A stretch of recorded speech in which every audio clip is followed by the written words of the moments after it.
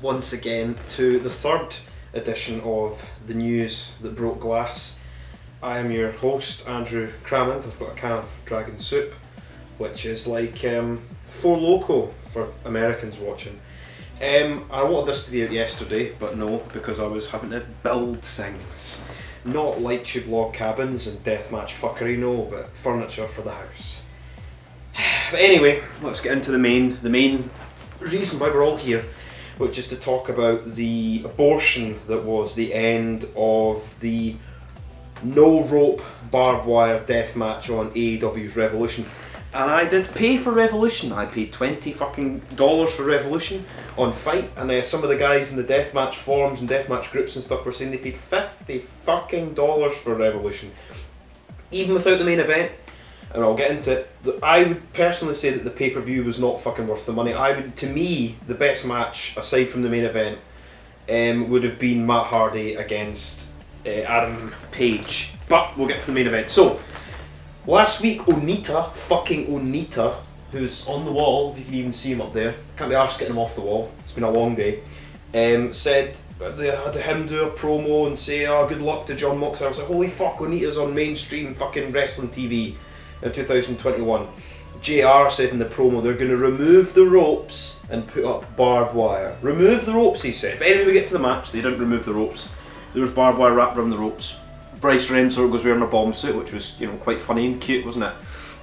Barbed wire things outside, C4 set up on the outside.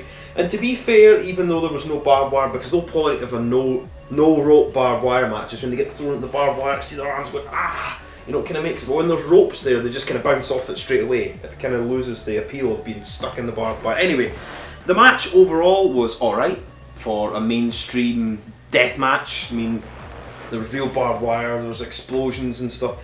There was a big sort of, what's the name of John Moxley's finisher? The Dirty Deeds or whatever it's called. Paradigm shift into a big board and outside a big explosion went off that was nowhere really near them. But to be fair, the match was, until the end, pretty good for AEW style deathmatch with Moxley and Omega. They had a t-shirt which was alright. I'm sure they both kind of were meant to be sort of dressed like they looked like Onita. John Moxley had his leather jacket and everything, but then at the very end the Good Brothers came down. They attacked John Moxley. Kenny Omega gave him a one-winged angel through a chair, won the thing. Then there was a countdown, and Eddie Kingston ran out to sort of mimic the bit when Onita's like slapping Terry Funk when they had their no rope barbed wire exploding deathmatch to slap him, so get up, and he's handcuffed. The Good Brothers had handcuffed him. And to get up, and then the timer's going to go off, and then Eddie Kingston covers him, to protect his fallen friend. And there was the four corners just had sparklers, and there was a little whoosh. And me and all the fucking people that bought that pay-per-view, and everybody who isn't even a fan of deathmatch wrestling, but he's a fan of wrestling, was fucking dying laughing, fucking outraged, and pissed off. And even John Moxley cut a promo afterwards who, in kayfabe wise, said, Kenny Omega's tough as fuck, but he can't put together an exploding barbed wire death match. And then fucking Tony Khan came out and basically said, yeah, it was Kenny Omega, he drew the plans on a bit of crayon, it's Kenny Omega's fault. That's like when a year or two ago Vince McMahon and Triple H and everything blamed Baron Corbin for the ratings on Raw being so low. But it's Baron Corbin doesn't write the TV, is it? It's Vince. So surely it's Tony Khan's fault. Apparently they done one in the afternoon and it went off without a hitch. I was expecting the entire place to be a big fucking plume of smoke and be a massive explosion, and then it just kind of fades to black as Moxley and Kingston are lying in the ring. But no, it was embarrassing. It was like a new level of like the Shockmaster or something. It was really, really bad. And apparently Kenny Omega's pissed off, John Moxley seems pissed off, every fucking deathmatch fan I know is fucking pissed off with it. Mainly just because we feel as if we've been ripped off and shortchanged, and we feel embarrassed for the wrestlers to be put up with that shit, because it's not their fault, because the match was good up until that. I really, really enjoyed it as a mainstream deathmatch. But it was appalling, and it's going to be one of these things that people are going to bring up for the rest of time. Remember that fucking exploding O-ring barbed wire death match and how there was just a little wet fart of some pyro and explosion at the end. What a fucking shame. But anyway, the pay-per-view is overall probably one of their worst pay-per-views, in my opinion. And I'm just a sweaty mark. And I was going to say a black t-shirt, but it's blue, this t-shirt. So this is my opinion, but I thought the pay-per-view was pretty shit. Now let's get into some real deathmatch stuff. On Saturday last week, March 6th, at the motherfucking Showboat, which is one of my favourite venues. I went there live 2 years ago now to see Tournament of Survival 4, which was won by Alex Cologne, which was a fucking great show. Anyway, we're at the Showboat, love it, love the venue, love the hotel. I really, really want to go back the next time. Hopefully we're in New Jersey, I can travel over and go and see ICW and GCW, and hopefully they do something in Florida, and maybe they go do all three. Because I mean, if I was going there this year, I'd try and see everything. But apparently, the whole collective thing on Fight is $140. And I mean, fair enough, I'm not going to watch every show on it, but $140, fucking Jesus Christ. I mean, on IWTV I pay £10 a month and I get all the shows that are on the independent showcase thing for £10. Anyway, so we've got the results. So the first match we had Jimmy Lloyd beat G Raver, which was a really good, really slow to start with, but some of the fucking bumps these guys took, there was like a sort of fucking,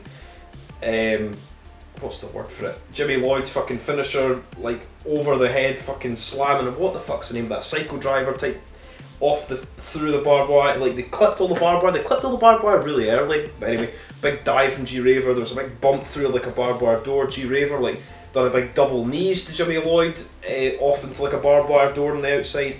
There's a bit where Jimmy Lloyd like picked up G Raver in like a Death Valley driver, and you thought he was going to throw in like a barbed wire chair, and they just ran straight through the fucking barbed wire ropes right to the fucking floor. That looked disgusting. G Raver, I thought he'd broken his fucking back. It was a really fucking sick match. There's so many like different like slowly building up to these big spots, and at the end Jimmy won.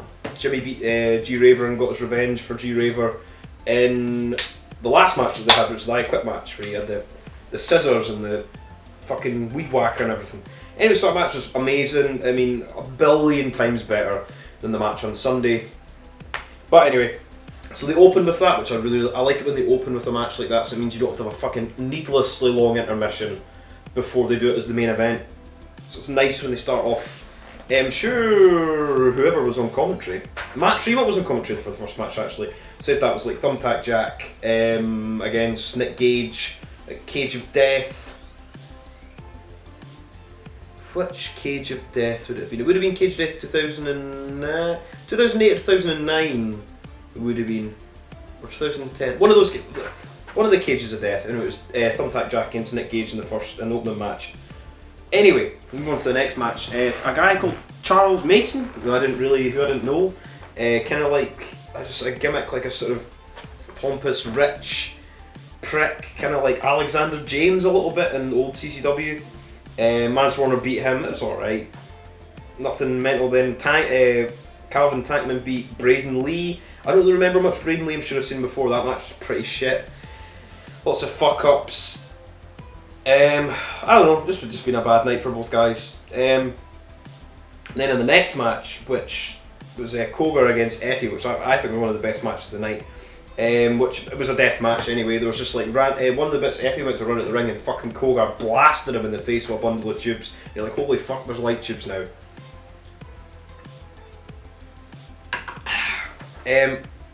Really good match, ended with lots of light tube stuff. Kryptonite Crunch through the fucking which is what MLJ said in commentary, which I thank MLJ for. Kryptonite Crunch.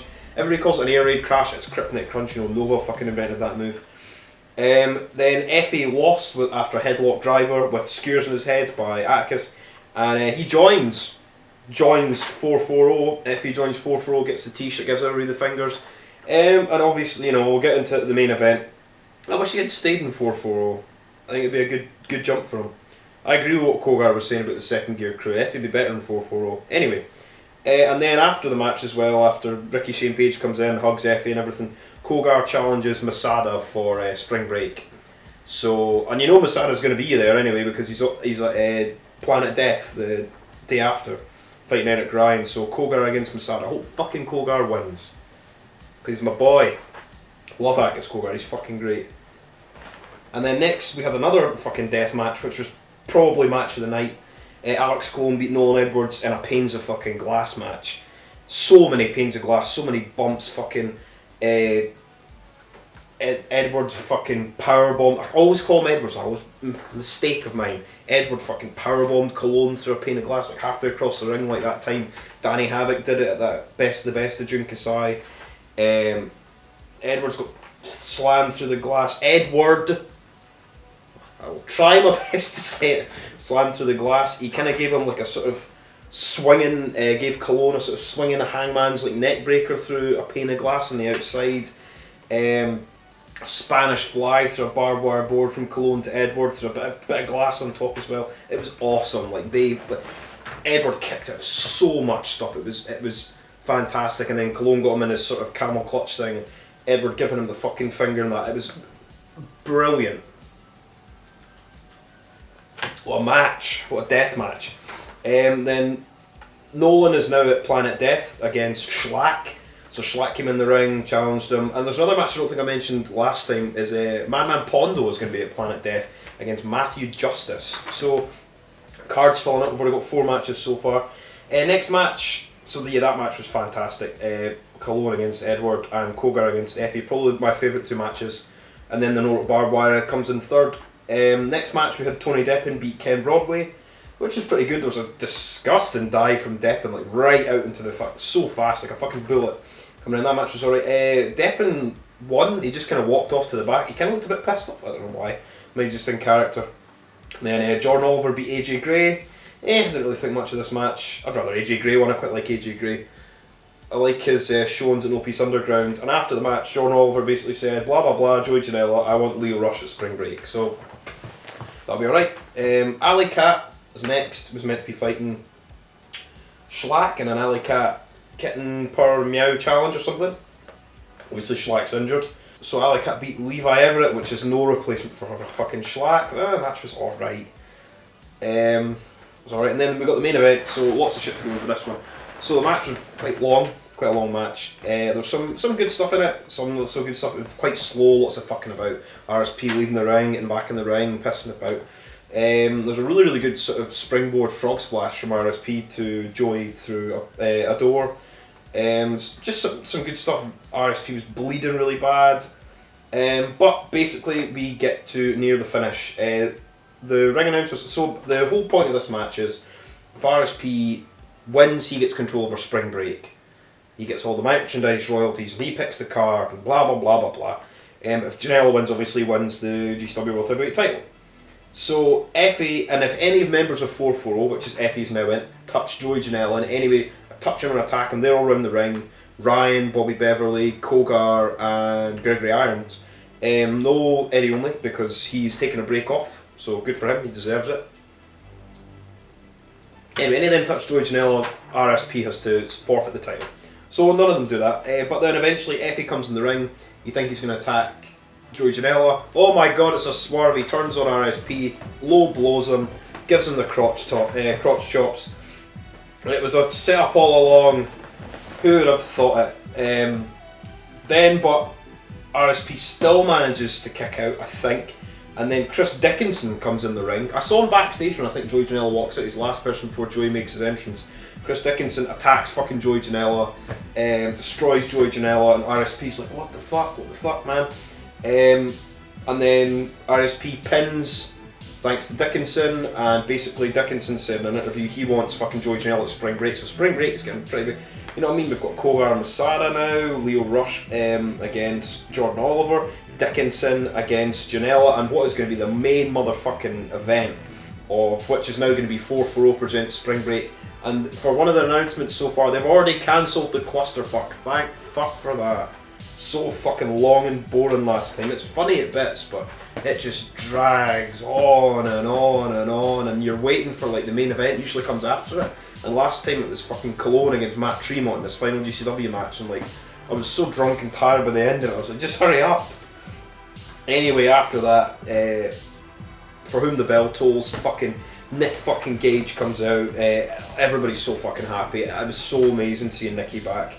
Nick Gage comes in, attacks all 440, and apart from RSP runs at the ring, Nick Gage, who won, I think via Mance Warner, won a title shot against RSP whenever he wants.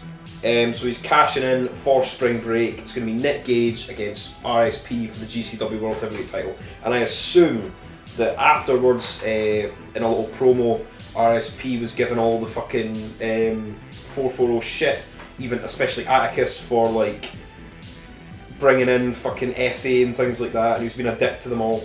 Hopefully, I don't know, maybe Atticus turns on fucking RSP and Nick Gage wins the World fucking Heavyweight title. Anyway, it was a decent show. I mean, it's probably one of the better shows I've done in a long time, because there's been actually death matches on it, and things I want to see happen, and obviously Gage turning up, things like that. Set up lots of matches. Half the shows, like stuff like Tankman, Mance's match, Jordan Oliver, AJ Gray, Ellicott, Everett, like, who cares? But I mean, Cologne, Edward, Cougar, FA, Lenore, Barbed Wire in the main event. The main event was okay. It was mainly just for like the stuff that it set up. It was good, but overall, pretty good show. So yeah, decent. All the good matches pretty much are the death matches, which is, you know, strange for like a death match fucking news discussion thing. Who would have thought? But yeah, so lots of fucking shit coming up now. Some updates for ICW No Holds Barred. So we have got new stuff for No Holds Barred 11. For Mania Weekend, we've got Scoot Andrews, the Black Nature Boys appearing, and we have got Justin Kyle versus Bruce Santee number fucking 3, the rubber match. That'll be fucking awesome. We've got 6 new entrants into the Pitfighter X Battle of Tough Guys fucking 16-man tournament, which is going to be on at the same time as Spring Break. Fucking Jesus Christ. I don't know how I'm going to manage to watch all this at the same time, but I'm going to fucking try. We've got Brett Ison, who's returning after his injury. Kevin Fu, who I've never heard of. Calvin Tankman, Nolan Edward, Reed Bentley, and Dominic fucking Guarini. So we've got 8 guys in it so far. So it's going to be fucking awesome. I can't wait. And then for NHB 12, we've got another 2 matches announced for that. Mud Schlack is going to be fighting Shane Mercer, and Nolan Edward is going to be fighting Dan Maff, number 2. So the Showcase of Independence looking pretty fucking good as well. The CCW title, so the Crimson Crown Wrestling, their champion, whose name I forget, because I've been wrote so much fucking shit down for this, is injured, vacating their title. So their title is going up in the Supreme Deathmatch tournament thing, which is featuring John Wayne Murdoch, and the next entrant is a guy called T-Rex, who I've not seen very much of whatsoever. So anyway, interesting. Winner of that tournament gets the title. I need to actually look at my phone for this, because there is too much fucking information. Now, so Pro Wrestling Trainwreck, which is a company run by JC Rotten, Ian Rotten's son, is hosting a show on March 12th, which is called Wrestling's Middle Child, and I am going to get the fucking card up for this. So, we have got the Greatest Hits Deathmatch, House of Horrors, Fans Bring the Weapons, Razor Blades Board, last time ever. He's drilling downstairs, building some sort of fuckery. We have got John Wayne Murdoch versus JC Rotten, the last time ever. We have also got the semi-main event, which is the Death Samurai fucking Akira versus Mance Warner. We have got Sean Henderson against Jake Christ, who's the current IWA Mid-South World Champion. They had their 1000th show over the weekend at the same time as Take Kare, so I never saw it. The only thing I saw was the main event was John Wayne Murdoch was against Jake Christ, and there was flaming tables in it. Now, what else do we have? We've got Larry D against Hoodfoot Mo Atlas in a knockout only rules match. Mixed tag team challenge match. We've got the Thrillbilly Silas Mason and the Dangerous Devin Dixon versus the Bomb Shelter, which is Swartz and Zodiac. And we've got a Barbed Wire Brutality Deathmatch, Satu Jin, who I can't wait to get his fucking t-shirt, and I also bought during a Facebook Live sale, which I spent far too much fucking money on, but we'll get to that the next episode, the next couple of episodes, all the fucking crap that I bought. Is again Satu Jin's against Herzog, and then Marcus Mathers is against He Is Danger, and what else do we have? He Is Danger, Aaron Williams, so I cut it off the bottom, and No Shitbird Scramble, Cole Radix, Sheenan Christopher, and versus Neil Diamond Cutter versus Don't Die Miles. So all these guys I've not heard of. looks good. But also, this is going to be big fucking news for Pro Wrestling. Trainwreck is hosting their Southern Sickness Cup, which is going to be on May 14th and 15th, and this is a 24 fucking man deathmatch tournament. Now, I'm just going to have to go through all this fucking shit here. Right, so we've got Ruben Steele.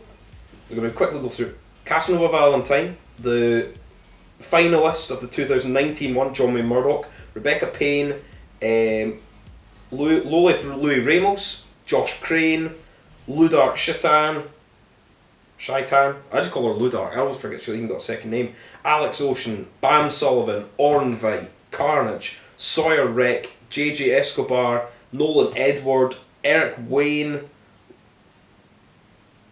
the sauciest man alive, Lucas Jacobs, I don't even know who that guy is, Eric Ryan, Jimmy Lyon, Jake Christ, and Neil fucking Diamond Carr. So that's 20, maybe it's just a 20 man deathmatch, so that's 20 people in it. Holy fucking shit, that's a lot of fucking guys. So that's going to be 2 whole days of deathmatch wrestling. So that's Pro Wrestling Trainwreck, I've not spoken about them yet. And then we also have another thing that's coming up this week, which is on the 11th, Unsanctioned Pro Wrestling Hardcore Cup. Now this has already been filmed maybe a month or so ago now. I'm sure a lot of people know the results. I don't, because I want to actually watch it. So it's an 8-man tournament. It's on 9 PM on the 11th. So we have John Wayne Murdoch against Devin Moore in the first round, Cole Radix against Jake Christ in the first round, Lord Crew versus Connor Claxton in the first round, and Akira versus Alex Cologne in the first round. And it's an 8-man fucking tournament. So I'll be watching that. That looks fucking great. Now, before I move on to No Peace Underground, because there's a lot of fucking stuff coming up for Mania Weekend, IW Mid-South is running a mystery deathmatch show on the 13th of March. So we've got lots of stuff going on here. So we've got the 11th, we've got the Unsanctioned Pro Hardcore Cup, we've got Pro Wrestling Trainwreck on the 12th, and then on the 13th, ICW, fucking, I'm so used to saying that, IW Mid-South is running a mystery deathmatch show. So it's all deathmatches, but we don't know who's on the show or what's happening. That's on March 13th, so it's like 3 full days of violence. Now, we'll move on to No Peace Underground's stuff. So, 8 PM at the Soundbar on April 7th on IWTV. We've got Fatalism, which is featuring, they've got 3 matches so far announced for this. We've got John Wayne Murdoch against Matthew Justice, Kendon Copeland against Sawyer Wreck, ladies match, be alright. Not heard of either of them, I don't think, unless maybe I have when I've been absolutely drunk and I don't remember. And we've got Paro against One Called Manders, which I'm really looking forward to. And then we have got on the 10th of April, this is on Fight TV for the Collective now, at 12 AM, they are hosting Shallow Graves. And we don't have any matches announced for this. Aside from, we have got G Raver against Sue Young, which I think I mentioned last time. Announced so far for this, we've got Mance Warner, we've got Eric Redbeard, who's Eric Rowan, Alex fucking Cologne, and Cole Radix. And also, another fucking show we've got announced for it is they've got Murder Mania, which is on the 8th of April at 12 AM. And this is, apparently I read on thing for the tickets, it was meant to be at the Soundbar, this show, but it's not. It's at the 81 Bay Brewing Company, which I think was where one of the ICW No Holds Barred or Pit Fighter shows was. Maybe the one with the fish on the walls? Who knows? Oh, so much fucking deathmatch stuff. Now on to Japan. So, we'll go with the big Japan results of the Deathmatch Survivor Day 2, so they were yesterday now. On the 8th, this was at Corrigan Hall, we had Violento Jack beat Abdullah Kobayashi in a match that looked fucking sick. I just saw some pictures of it. They had those little sort of, they look like little green like flip-flops with like cocktail sticks in them stuck in their heads in a light tube death match. So Kobayashi's lost twice now. Sure, Violento Jack's won twice. That was Block A. And Tusaki Moto, sorry, the champion, I'll fuck his name up, beats Miyamoto in a thumbtacks and Kenzen's match for Block B. So the champs won 2 in a row. Kobashi's lost 2 in a row. The next show, sorry, I forgot, we have another matches. See, I'm actually going to use my phone because there's so much deathmatch news.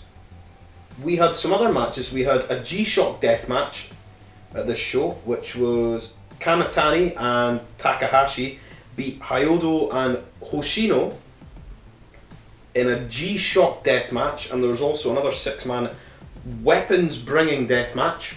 So I think that's just when they took their own thing. I saw a picture of Takeda with the scissor bat. Drew Parker, Numazawa and Takeda beat Fujita, Ito and Ishikawa? Yuki Ishikawa? Who knows? Difficult to remember and pronounce all these names because it's fucking Scotland. Fucking hell. Anyway, so that looked like a good show at Corrigan Hall. And the next show, which is for the Deathmatch Survivor stuff, is on March 24th, which is at the Shin Kiba Ring 1, which is where GCW had their shows. So we have got Block A, which is Numazawa versus Takahashi, in a rose wire, basically a barbed wire death match. And Block B, we have got Drew Parker versus Miyamoto in a TLC death match. So everything's all looking good. I hope Kobayashi wins some stuff because he's bleeding buckets. Bleeding buckets in the pictures I've seen of him, but I'm glad for Violento Jack. And anyway, Freedoms. They had a show on the 4th of March, which I didn't know after I recorded the last video. It's very, like I said last time, it's difficult to get updates on Freedoms all the time. So they had a light tube deathmatch main event, which was Takeda, UK and Sakura, who beat Kasai, Shigura and Masayoka. And Thumbtack Jack joined the stable, I think. What it looked like to me, joined the stable, and they all beat down Sakura and the baby faces. And their stable is called Emperor Ruler Ends, or Empire Ruler Ends. So Takeda, UK, Sakura and Violento Jack, so good times. So that's pretty much everything. We've covered everything. Well, maybe not everything, there's always... Hopefully maybe next time I can do some stuff for Deathmatch Down Under and do various other things, and I want to show off all the ridiculously priced fucking merchandise that I got whenever it arrives. I'm also waiting on some fucking shot glasses from ICW. Anyway, this has been episode 3 of the news that broke glass. Until next time, no deathmatch, no life.